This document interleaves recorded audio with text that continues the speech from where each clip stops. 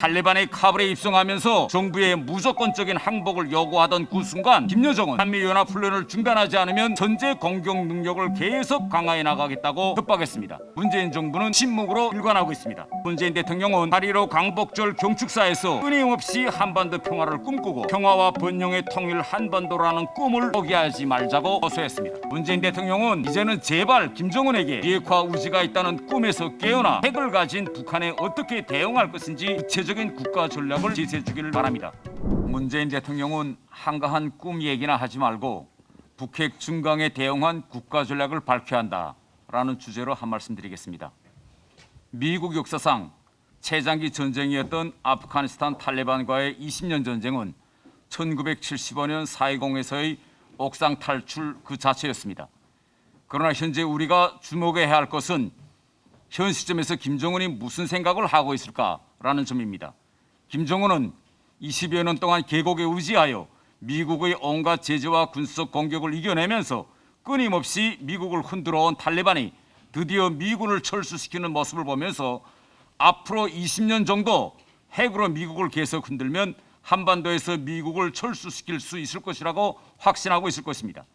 지난 6일 중국 외교부장 왕이는 북한이 핵미사일 실험을 중단했으니 한미연합훈련을 중단하라고 해묵은 쌍중단 카드를 다시 꺼내 들었습니다. 이것은 한국에게 북한의 핵 보유국 지위를 받아들이라는 노골적인 협박입니다. 그럼에도 불구하고 문재인 정부는 침묵했습니다. 탈레반이 카불에 입성하면서 정부의 무조건적인 항복을 요구하던 그 순간 김여정은 한미연합훈련을 중단하지 않으면 선제 공격 능력을 계속 강화해 나가겠다고 협박했습니다. 이렇게 북한과 중국이 협공하여 치고 들어오는데도 문재인 정부는 침묵으로 일관하고 있습니다. 얼마 전 바이든 대통령이 북핵 동결대 제재 완화에 기초한 단계적 북핵 접근안을 참모들과 토론했다는 보도가 나왔습니다. 지금 국제공동체가 북한에 가하고 있는 제재는 핵 미사일 실험 자체에 대한 제재가 아니라 핵 능력 증강에 대한 대응이고 핵을 포기하라는 압박입니다. 따라서 제재 완화는 단순한 핵 미사일 실험 중단이 아니라 이미 완성된 핵 능력의 감축이 검증되는 조건에서 완화되어야 합니다. 미국 레이건 대통령은 신뢰하되 검증하라고 했습니다.